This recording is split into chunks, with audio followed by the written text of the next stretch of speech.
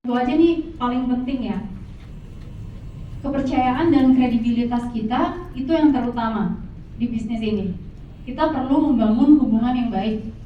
Apalagi kalau kita sedang meresponi itu nasabah-nasabah yang bertanya entah itu tentang klaim atau tentang produk.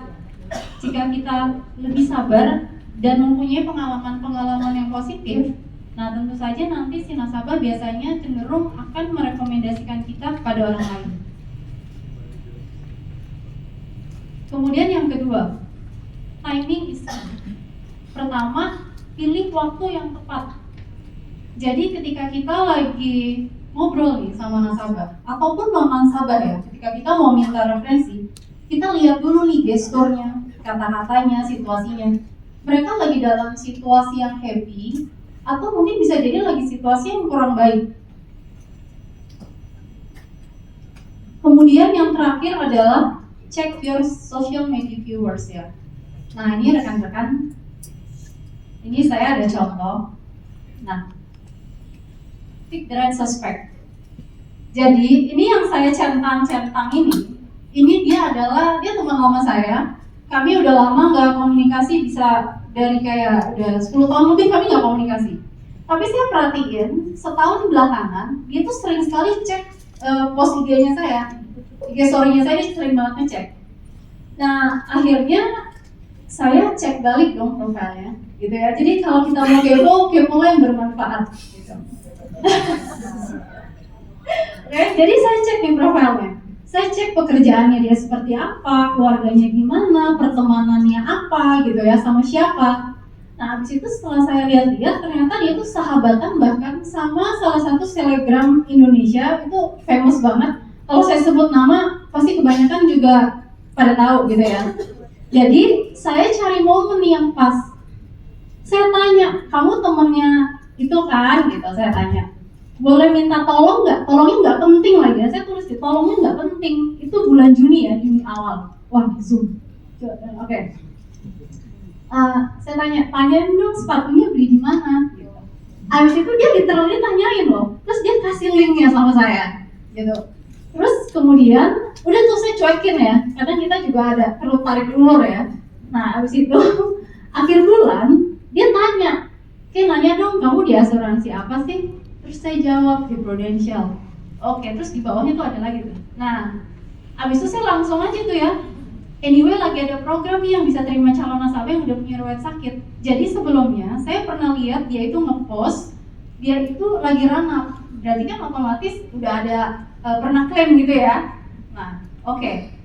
Habis itu dia bilang nih saya kurang paham. Oke, saya langsung baru minta nih. Saya minta nomor WhatsApp-nya ya gitu. Oh iya, oke boleh. Nanti saya WhatsApp. Udah nih ya, ke WA. Tapi ternyata respon dia di WA itu lebih lambat. Jadi lebih cepat tuh kalau saya DM responnya.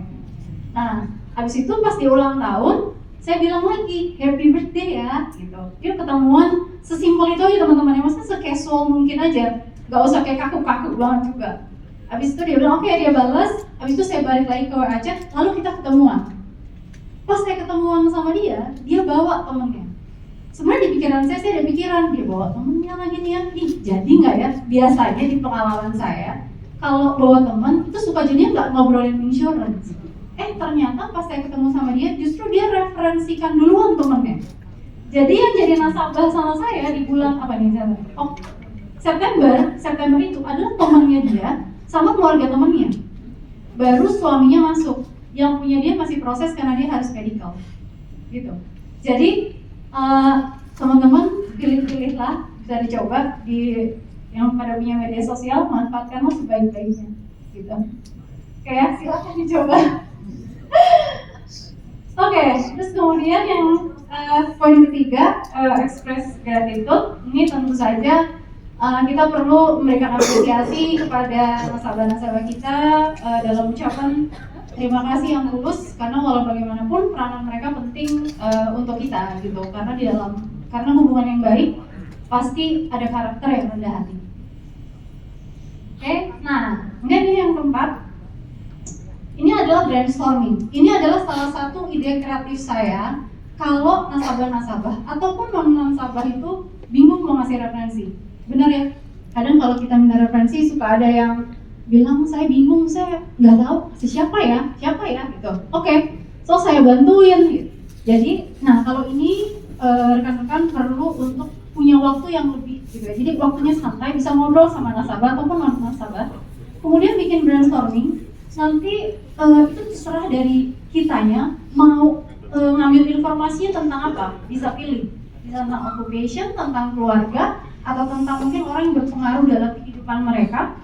Lalu kemudian yang garis panah ini adalah sebenarnya bantuan untuk kayak satu relate untuk yang kesatunya gitu. Habis itu setelah tahu dapat informasi yang subsnya, nanti kita bisa tulis detailnya, nama, nomor telepon, contoh. Nah, ini yang saya lakukan. Jadi salah satu nasabah saya, dia adalah direktur di sebuah bank swasta. Kemudian karena dia selalu bingung kalau saya tanya referensi, saya bilang, Bu, kalau gitu kita bareng-bareng yuk brainstorming. Kira-kira di kantor ini yang backgroundnya kurang lebih sama, jabatannya kurang lebih mirip sama ibu, yang deket siapa? Dia kasih sama saya 4 orang ini. Ini senior vice president, jadi saya dapat 1, 2, 3, sama saya dapat vice presidennya. Saya tulis nama, nomor telepon, M atau S itu adalah married atau single. Jadi kurang lebih saya tahu ketika saya menghubungi program apa yang mau saya sharingkan, gitu. Nah, udah dapat nih semua. Dari 4 ini 3 yang closing sama saya, jadi nasabah sama saya. Nah, yang saya buletin lagi, yang warna pink 2 ini, itu adalah yang enak diajak ngobrol. Jadi saya datangin lagi ke mereka. Saya brainstorming lagi. Dapat SVP, dapat orang media, sama dapat tetangganya. Lumayan tetangganya juga auditor gitu. Oke lah. Saya ketemu lagi sama dia, dapat lagi orang kantornya bagian analis sama bagian VP yang lain. Jadi teman-teman juga bisa lakuin ini. Kalau ada yang mikir, ini orang niat banget, iya saya niat banget, karena emang cuma ini satu-satunya jalan buat saya mendapatkan nasabah, gitu. Oke. Nah kemudian yang terakhir tentu saja follow up, gak hanya untuk selling, tapi juga untuk minta referrals. Di sini ada scriptnya, sama kurang lebih seperti selling, di follow up-nya 2-3 hari aja, diawali dengan sapaan waktu, pagi, siang, sore atau malam. Kemudian biasanya saya bilang izin reminder, karena kebanyakan pasti nasabah lupa ya. Oke, habis itu bilang ucapan terima kasih.